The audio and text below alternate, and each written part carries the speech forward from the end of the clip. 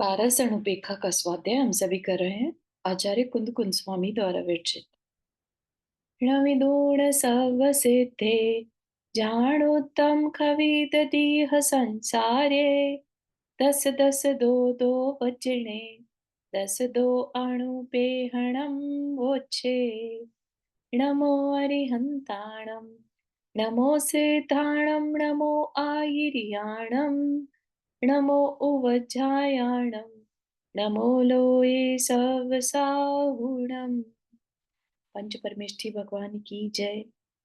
अगले 45 मिनट के लिए सभी प्रकार के पापों का त्याग करके सभी 9 वर्ण मुखर मंत्र पढ़ ले।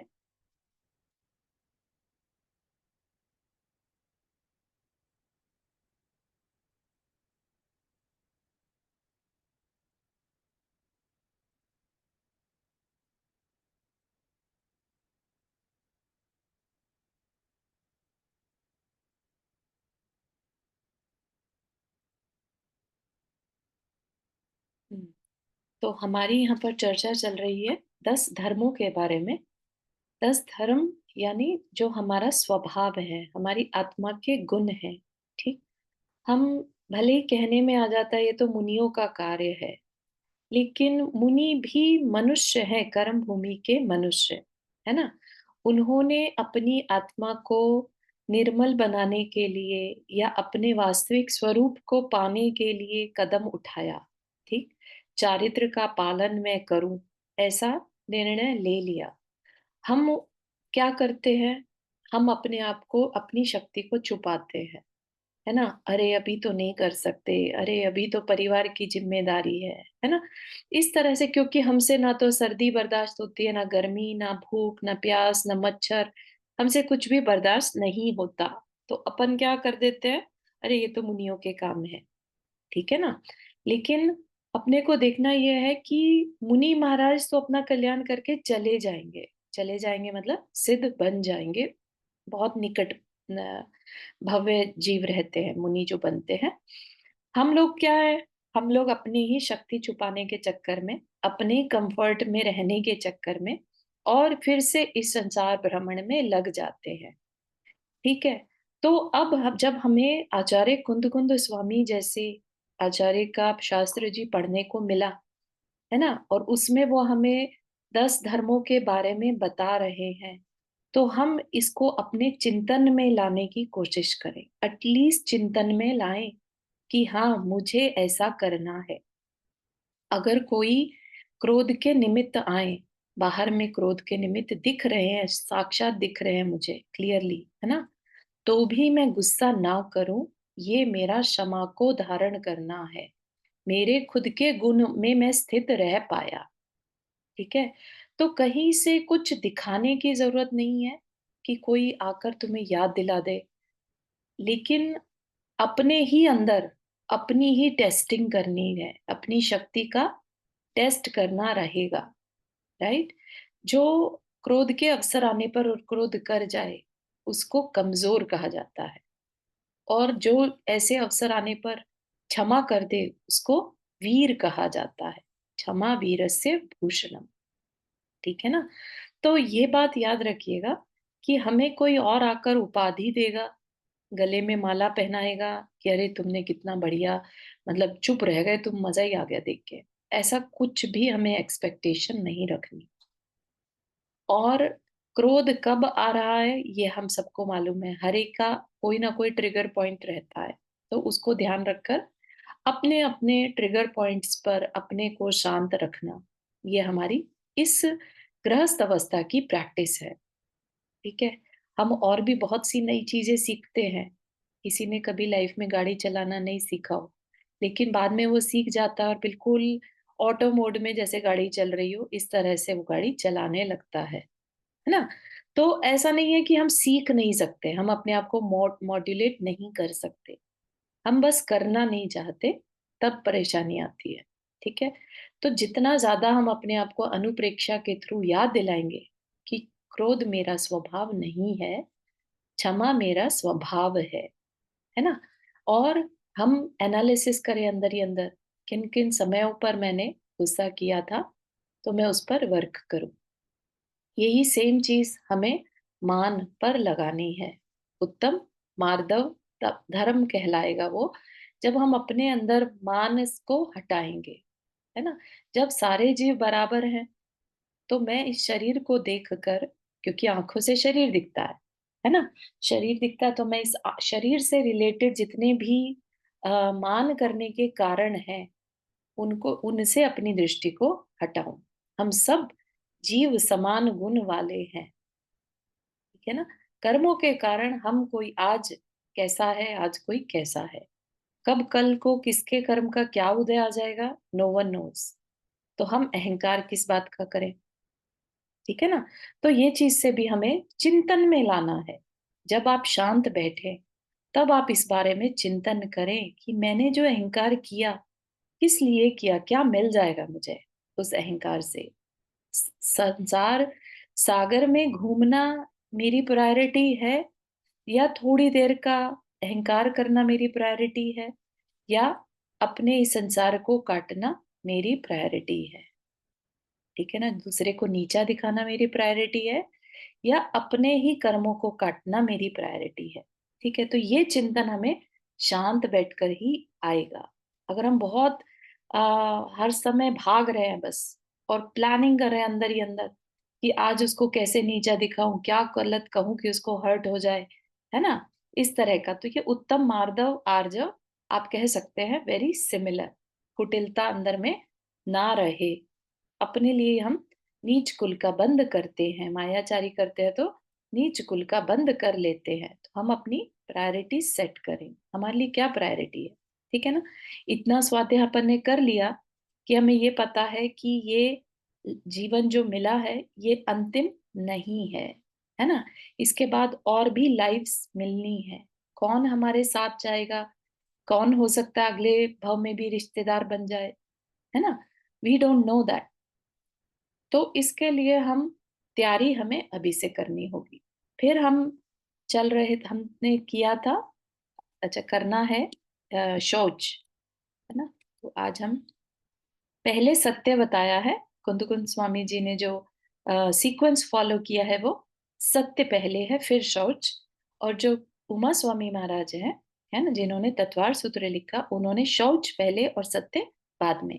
तो इट डजेंट मैटर, अपने लिए तो हर धर्म जो है हमारी आत्मा का स्वभाव है, ठीक है।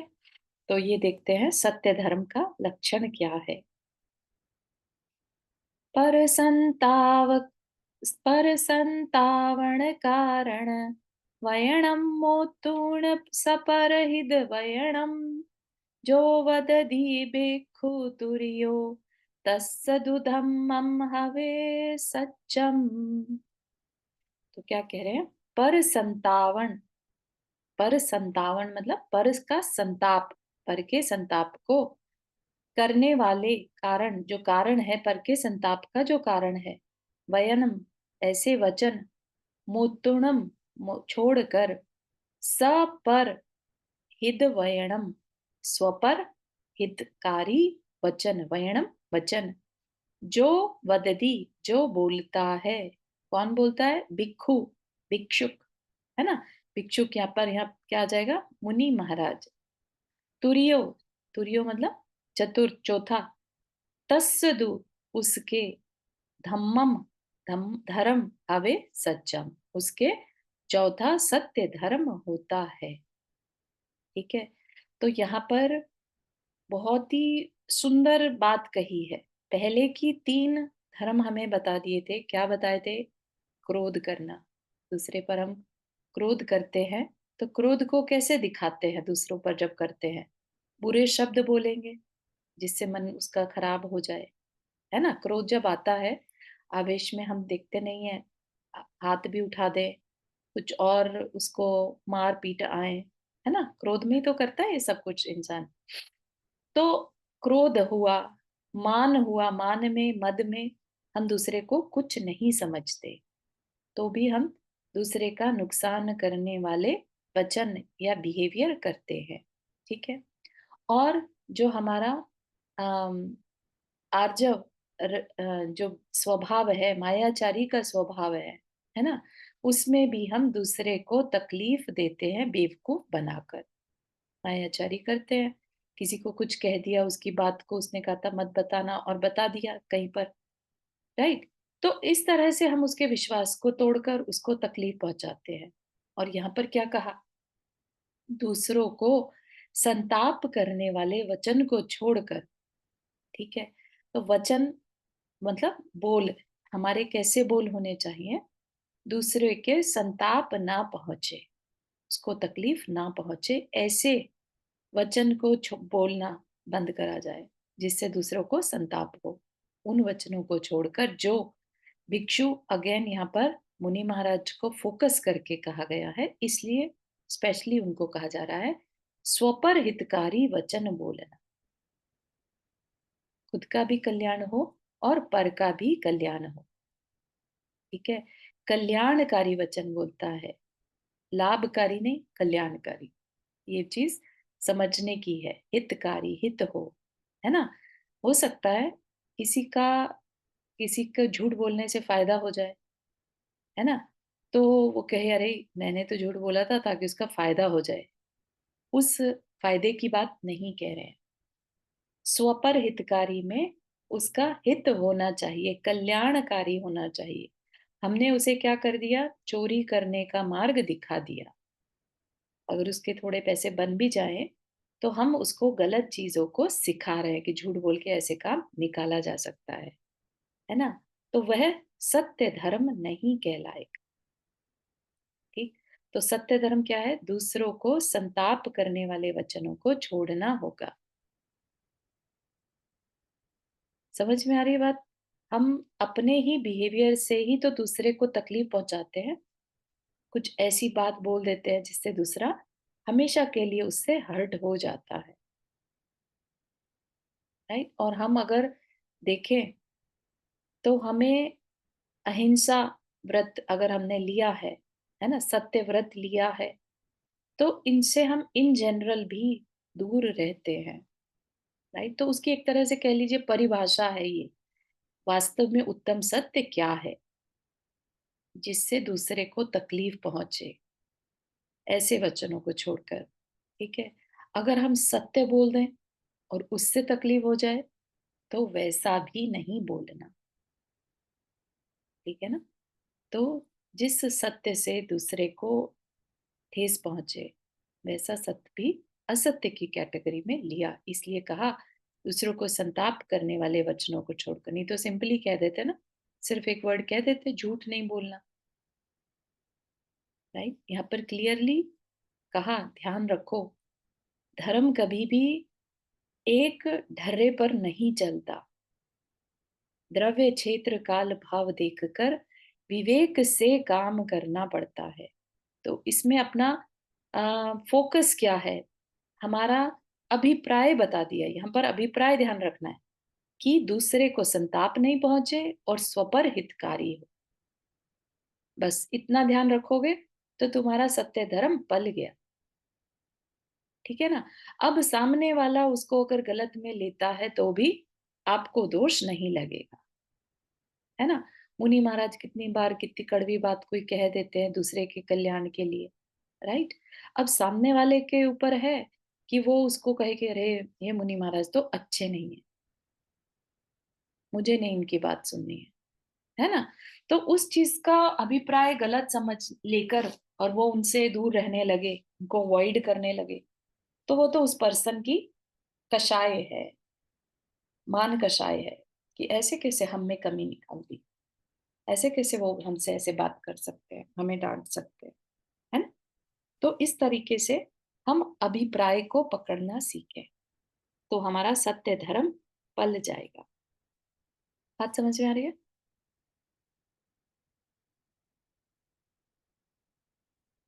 ना? तो इसमें हम ऐसे वचन ना बोले जो निष्ठुर हों, कर्कश हों, कठोर हों, ठीक? और सबके हित प्रिय वचन बोले। तो ये हम भी प्रैक्टिस के लिए कर सकते हैं। तो शांत से जब बैठे तब हम सोचें कि हमने किसी के साथ ऐसा कोई बिहेवियर तो नहीं कर दिया जिसमें उसको चोट पहुंची हो, ठीक है? अब आगे चलते हैं। शौच धर्म का लक्षण। शौच मतलब पवित्रता। शुचि जैसे कहते हैं ना, शौच मतलब शुचि, शुचि इज पवित्र, सफाई, निर्मल। ठीक? तो उस धर्म का क्या लक्षण है? वो क्या है? हमें पवित्र होने को क्यों कहा है ना? तो पवित्रता हमारे अंदर के जो लोभ है, उसके कारण हम अशुचि हो जाते हैं, हमारी पवित्रता चली जाती है लोभ से। लोभ से पवित्रता कैसे चली जाती है? कभी सोचा इस बारे में? लोभ से पवित्रता कैसे चली जाती है? किसी को भोजन का लोभ है ना? कि बस खाना मिल जाए। तो उस जब लोभ होता है ना, तो हम दूसरे पर्सन के भावों क्या का ध्यान नहीं रखते। हमारा फोकस सिर्फ अपना काम निकलना चाहिए। अपना लोभ जिस बात का है वो येन केन प्रकारेण होना चाहिए। तो हमें अवेयरनेस नहीं रहती दूसरे के भावों की।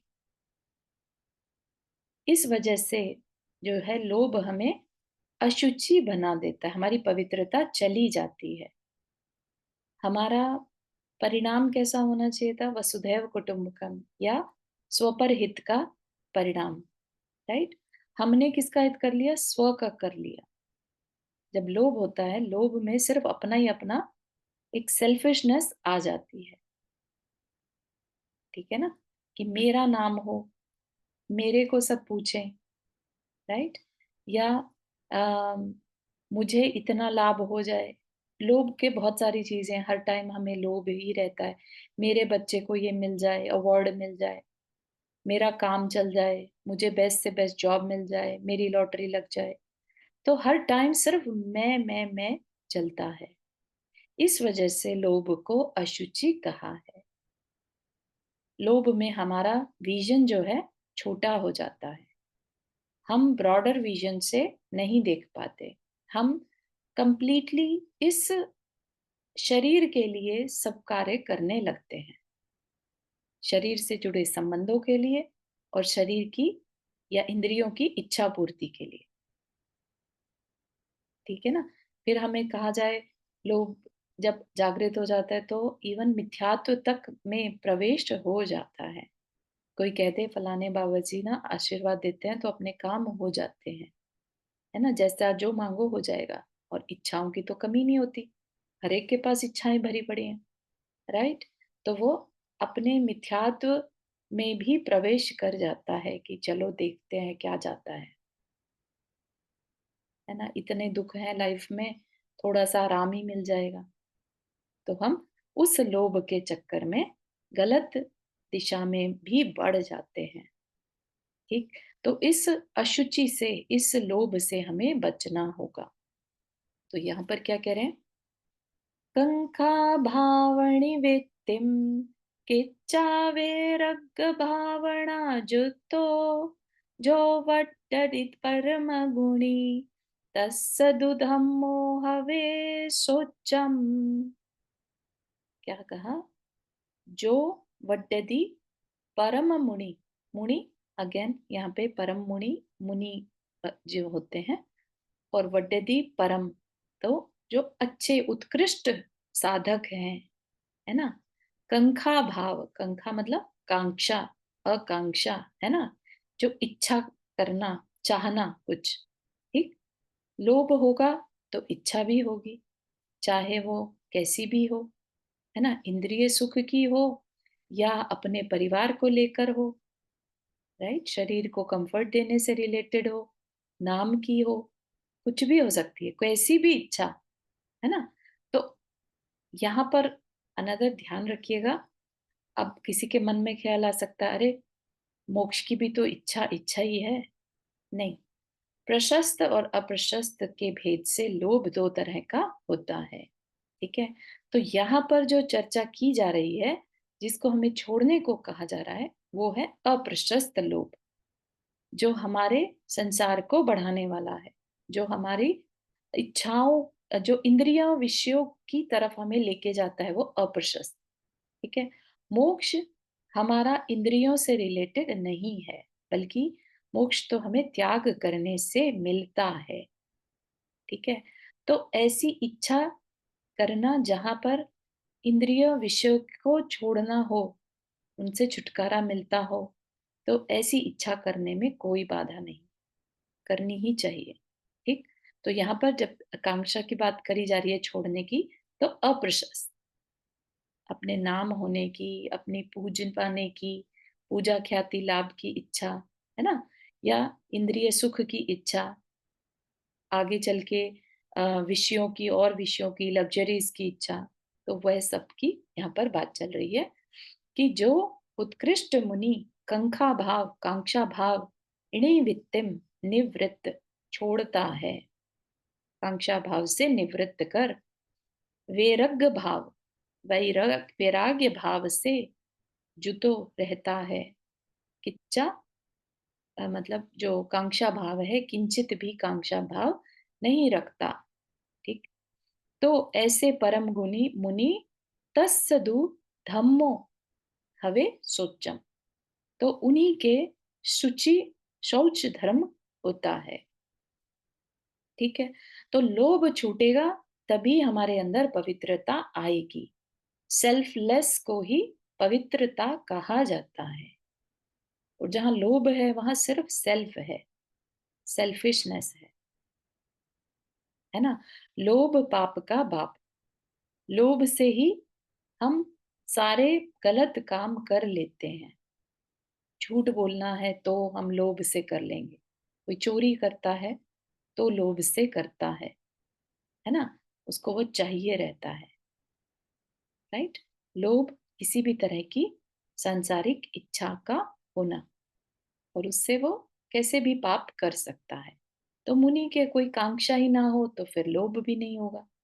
लोभ नहीं होगा तो अंदर में शुचिता आएगी ही आएगी, राइट? तो आकांक्षा का ही ऑपोजिट हो गया वैराग्य भाव, राइट? क्योंकि आकांक्षा होना संसार की चीजों की आकांक्षा, और वैराग्य राग से रहित। ठीक है ना? तो जिस जिसके जीवन में, चाहे वो गृहस्थ हो, गृहस्थ भी तो वैराग्य के साथ रह सकता है ना, चाहे तो। हमने जो 11 प्रतिमाएं पढ़ी थी, राइट, उसमें टुवर्ड्स द एंड अनुमति त्याग प्रतिमा, जहां पर अब उसे ये भी परवाह नहीं कि ये जो आज तक मैंने ये घर बनाया था या ये सामान इकट्ठा किया था, इसका मेरे परिवार वाले क्या कर रहे हैं, उसे कोई मतलब नहीं। ठीक है ना? तो ये राग का अभाव ही तो कहलाएगा ना, राग का कम होना, संसार से राग का कम होना। ठीक है? तो श्रावक भी इन भावों को कर सकता है। ठीक, माना उत्कृष्ट नहीं कहलाएगा वैराग्य, लेकिन किंचित वैराग्य तो है। इसीलिए श्रावक के लिए वो धर्म बताया। ठीक है ना? प्रतिमाओं को श्रावक के लिए धर्म बताया। ठीक है? बात समझ में आ रही है? तो इस तरीके से जो मुनि है और जो श्रावक प्रैक्टिस के रूप में अपने अंदर की दुर्भावनाओं को हटाकर, क्योंकि आकांक्षा होगी तो हमें बिगर पिक्चर नहीं दिखती, है ना? अगर हमारी ये आकांक्षा है कि हमारा बच्चा फर्स्ट आए, तो हमें दूसरे के बच्चे को फेल होता हुआ या पीछे हटता हुआ देखना होगा। तो उसमें हमारी भावना कैसी रहेगी? बहुत अच्छी नहीं है। ठीक है ना? तो ये जो लोभ है, ये हमारे अंदर दुर्भावनाओं को लेकर आता है। और जो मोक्ष मार्ग है, सोचिए अगर उसमें दुर्भावना हो, तो क्या हम अपने आप को मोक्ष मार्ग पर बढ़ता हुआ कह सकेंगे? क्या ये अपने आप से मायाचारी नहीं है? कहने को हम कह रहे हैं कि अरे हम मोक्ष मार्ग पर बढ़ रहे हैं, लेकिन अंदर में दुर्भावनाएं हैं, लोभ लालच है। ठीक है ना? तो उस चीज से भी हमें बचना होगा। उसी के लिए परिमाण परिग्रह, परिग्रह परिमाण व्रत बताया है 12 व्रतों में, है ना? व्रत प्रतिमा में जो आता है परिग्रह परिमाण व्रत, तो उसमें अगर हमने अपनी हर चीज़ को डिसाइड कर लिया इतना, इतना, इतना, तो अब हमारे अंदर वो और मिल जाए, ऐसे भाव नहीं रहते, ठीक है ना? तो ये और की जो अंदर से ध्वनि आती रहती है, उसकी जगह क्या आनी चाहिए? बस यही, जो है वो बढ़िया है, बहुत अच्छा है, ऐसे इस तरह के भाव अगर हैं, तो हम अपने आप को शुचि भाव कह सकते हैं। शुचि धर्म में, शौच धर्म में अवस्थित मान सकते हैं। सोच के देखिएगा, है ना? तो आज इन्हीं कितने हो गए? 5 हो गए ना? इन पांचों को अपन थोड़ा सा ध्यान में लेके आते हैं, ठीक है? तो मन बना लीजिए, अपना आसन व्यवस्थित कर लें, जहाँ बैठे हैं। मन में पूरी एकाग्रता लेकर आए।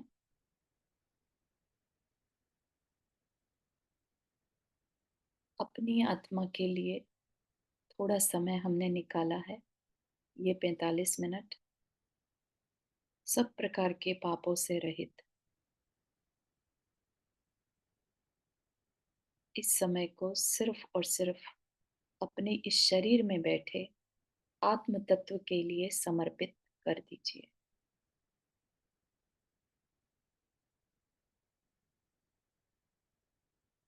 यह जो शरीर मिला है, यह तो नाम कर्म से मिल गया।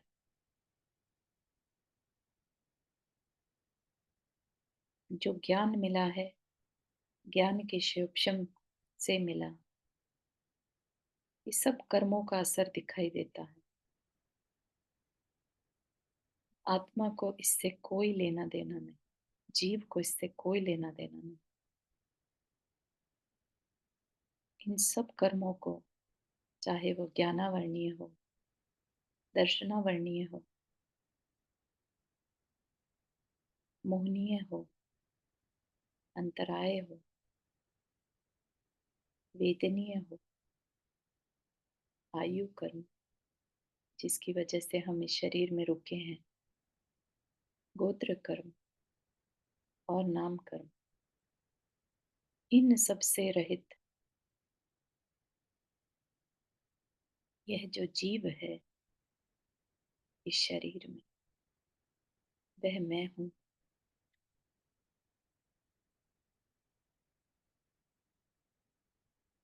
इस जीव तत्व में कोई कमी नहीं है, बहुत शुद्ध है, शुचिता से भरा है, किसी के लिए कोई दुर्भावना नहीं।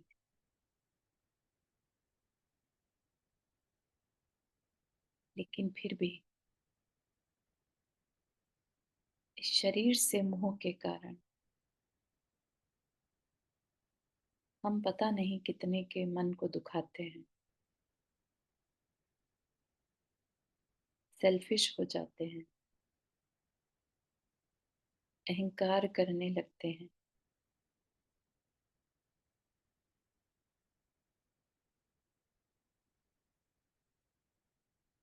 अपने मन में ऐसे किसी इंसिडेंट को लेकर आए जिसमें आपने अननेसेसरी क्रोध किया हो किसी पर, चाहे वो आपका बच्चा हो, आपका पार्टनर हो, पेरेंट्स हो, कोलीग हो।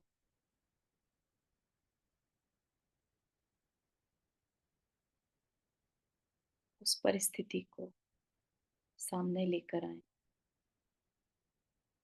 और देखें कि वह सिर्फ एक निमित्त मात्र था, बाह्य निमित्त। मेरे मोहनीय कर्म के कारण क्रोध का आवेश आया और मैंने क्रोध कर दिया।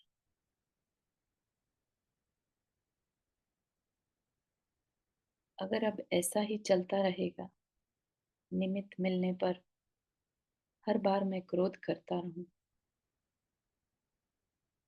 तो मुझे इस संसार से कैसे छुटकारा मिलेगा?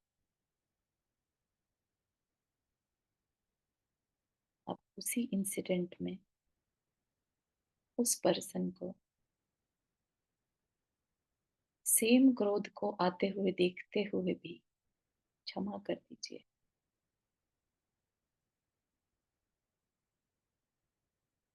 कि मैंने ही कुछ ऐसा किया होगा जिसकी वजह से आज ये परिस्थिति क्रिएट हुई है।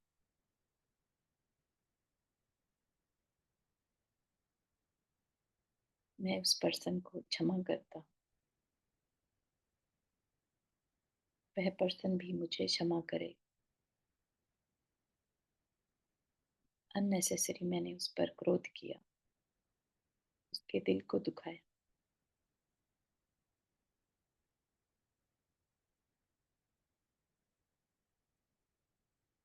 ऐसे ही जो मेरा जीव तत्व है वही सत्य है, बाकी सब कुछ तो अलग अलग दृष्टियां हैं, अलग अलग पर्सपेक्टिव है। मैं हर एक के पर्सपेक्टिव को समझ सकूं उतनी क्षमता मेरे अंदर नहीं है। हर कोई मेरे पर्सपेक्टिव को समझ सके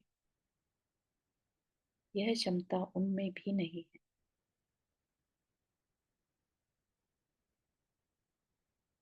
मैं अपने अभिप्राय को संभालते हुए मेरे द्वारा किसी को चोट ना पहुंचे, संताप ना पहुंचे, ऐसे कोई भी शब्द मेरे मुंह से ना निकले जो मेरे या दूसरे के लिए अहितकारी हो, दुख पहुंचाने वाले हो।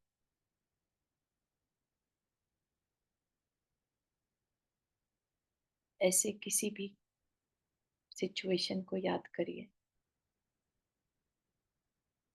जब आपने कड़वा बोला हो, कर्कश बोला हो,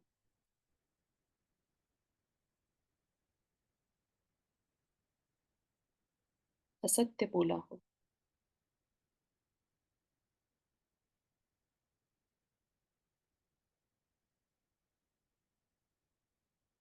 जिससे सामने वाले के मन में दुख पहुंचा हो। अपने वचनों से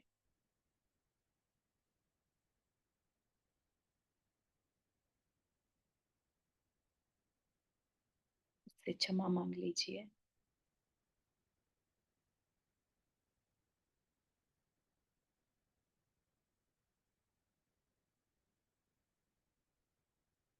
यदि आपने उसके पर्सपेक्टिव को नहीं समझकर कुछ भी कठोर वचन कहे हो,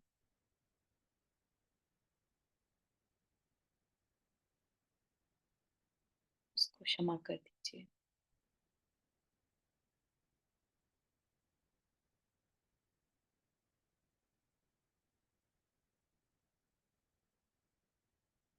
ऐसे ही अपने इस जीव तत्व को जैसा मेरे अंदर है ऐसा सभी के अंदर है, ये ध्यान न रखते हुए हमने अपनी अचीवमेंट्स को अपने अहंकार का कारण बनाकर दूसरे को नीचा दिखाया हो, उसे तुच्छ समझा हो, उसके अंदर कंपटीशन की भावना क्रिएट करी हो, उसको उसकी सामर्थ्य से अधिक करने के लिए पुश किया हो या अपने को पुश किया हो,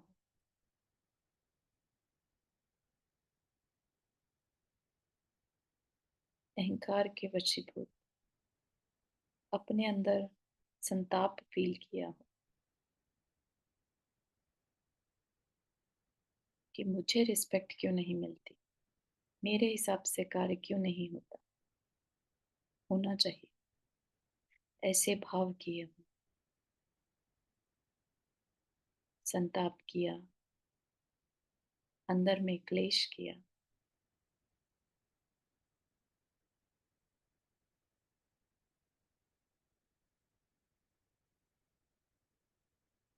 यह सब अचीवमेंट्स बहुत टेम्परेरी हैं, कर्म के अधीन है। आज है कल नहीं है, अनित्य है। लेकिन मैंने जो भाव कर लिए संश्लेष के, उससे मैंने अपने ही जीव तत्व का घात कर लिया।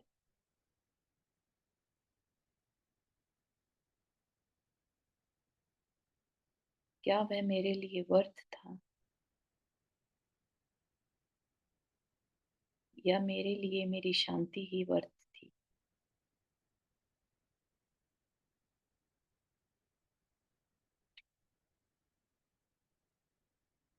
हम अपने आप को नीचे रख कर भी जीवन को जी सकते हैं। हर समय अहंकार में रहकर, अपने को ऊंचा मानकर, जीवन में संक्लेश के साथ जीना बहुत ज्यादा बुद्धिमानी नहीं।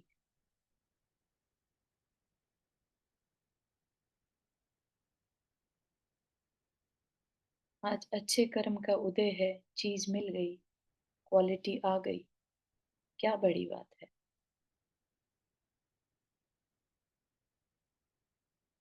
क्यों हम किसी का मन दुखाएं उन कर्मों के कारण? सबको रिस्पेक्ट दें।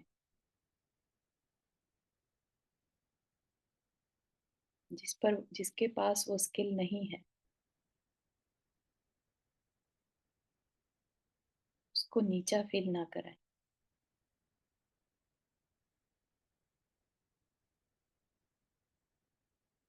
सबके अंदर वही जीव तत्व है। सबको सुख और शांति की इच्छा है। मैं किसी के दुख में कारण न बनूं। यही भाव मुझे ऊंचा बना सकता है। वही वास्तविक ऊंचाई है। किसी उपाधि या अचीवमेंट से ऊंचा कोई नहीं बन सकता। यदि ऐसा होता तो चक्रवर्ती तीर्थंकर जैसे महापुरुष अपने उस वैभव को, अपनी उस पदवी को छोड़ते नहीं। उससे भी ऊंचा कुछ है। ये जो 10 धर्म है, उन्होंने भी पालन किए। उन्होंने अपनी आत्मा में उत्तम आर्जव मार्दव को उतारा। सबको अपने समान समझा। सबको रिस्पेक्ट दी।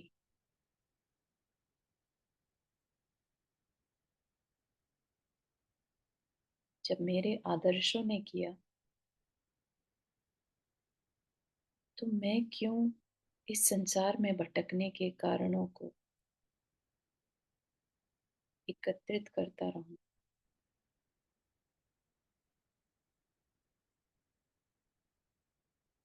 मुझे भी समय रहते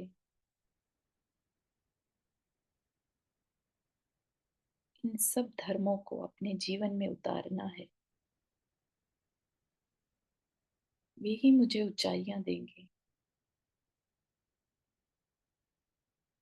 वे ही मेरे हार्ट सेंटर को निर्मल बनाएंगे। सेल्फलेस जीवन जीकर देखो।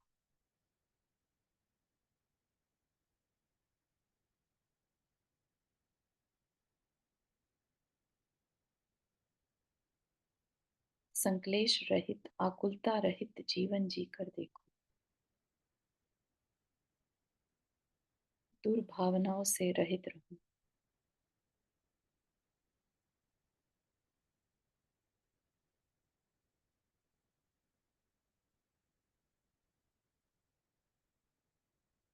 दूसरों को आगे बढ़ता हुआ देखो और खुश हो।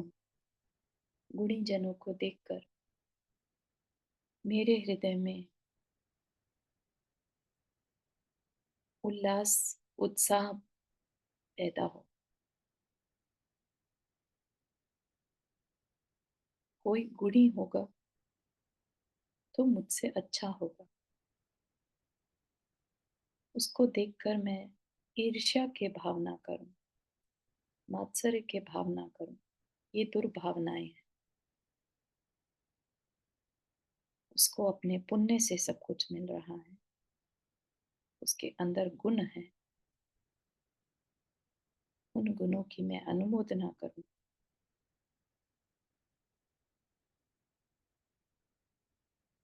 तत्व दृष्टि से तो सब समान है। बाहर से हमें कुछ चाहिए ही नहीं।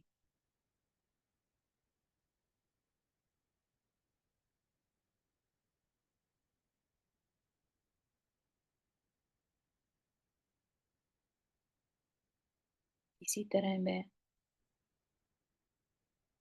अपने जीवन को धर्ममय बनाऊं।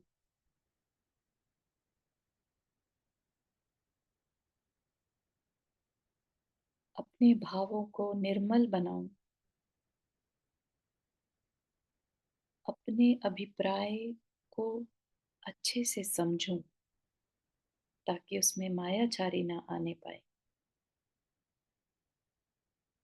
मैंने यदि कोई निर्णय लिया या किसी से कोई बात कही, उसके पीछे मेरा अभिप्राय क्या था? दूसरे का अहित था या हित करना? हर समय मेरे अभिप्राय को मैं ध्यान में रखूं और हमेशा अच्छा ही अभिप्राय रखूं। खोटे अभिप्राय से बचूं।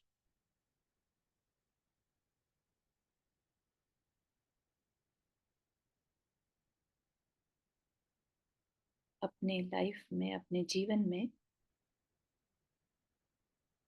ह्यूमैनिटी को, मानवीय मूल्यों को सबसे ऊपर रखूं।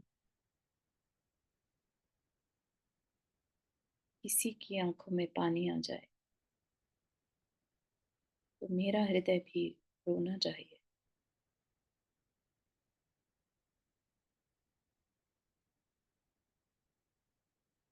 अपनी शक्ति के अनुसार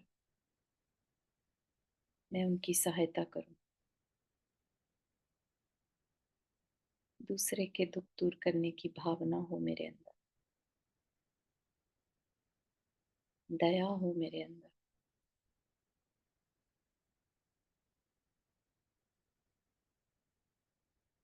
और दूसरों को क्षमा करने की वीरता मेरे अंदर हो।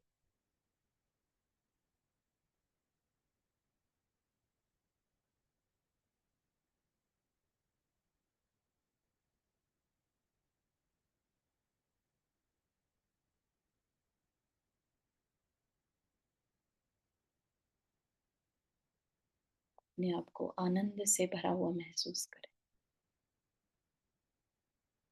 बिल्कुल शांत, करुणामयी महसूस करें। जैसे मेरे भगवान करुणामयी हैं, ऐसे ही मेरे अंदर से भी करुणा का स्रोत बह रहा है।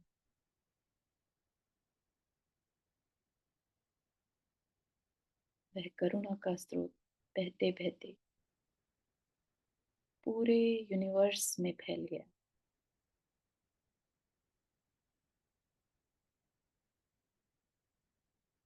सबका भला हो रहा है मेरे थ्रू।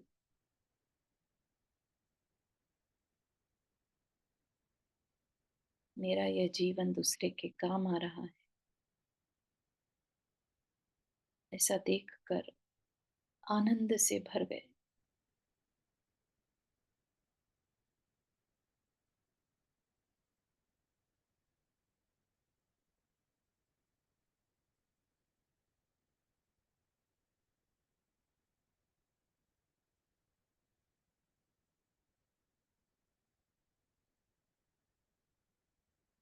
इस चिंतन को बार बार लेकर आइए। उस आनंद में जितनी देर बैठ सके बैठे।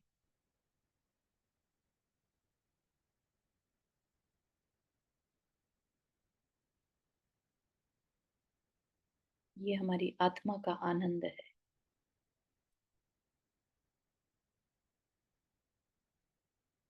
हमारे स्वभाव का आनंद है। दया मूलो धम्म।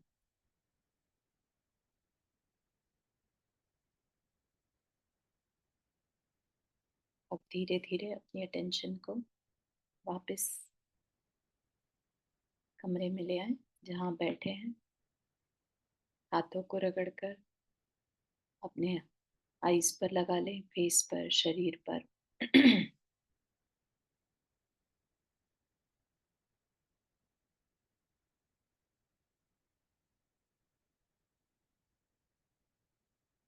जो भाव हुए आंखें खोलने के बाद भी उन भावों को साक्षात महसूस करें अपने अंदर। इतने आनंद का अनुभव था।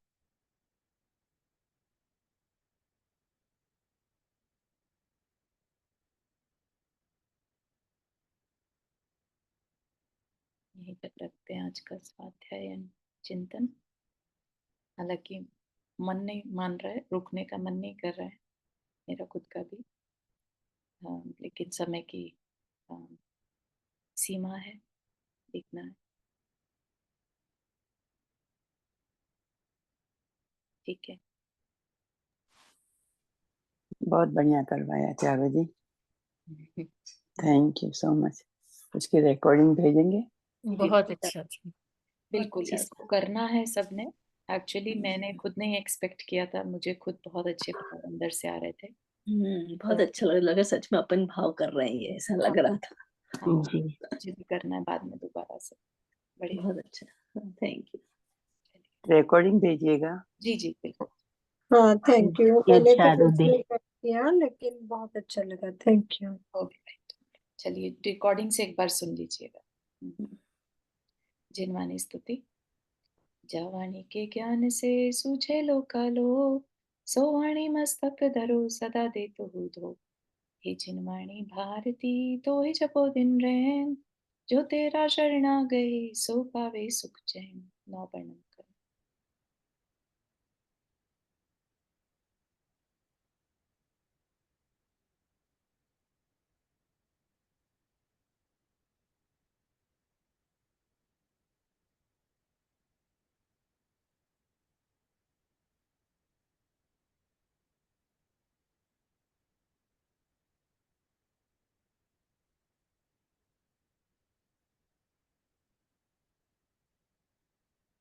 जय जिनेंद्र सभी को। जय जिनेंद्र सभी को। थैंक यू चारू जी, बहुत अच्छा सभी था। को। जय जिनेंद्र सभी को। जय जिनेंद्र जय सभी जिनेंद्र को। सभी को। चारू जी। जय जिनेंद्र। जय जिनेंद्र।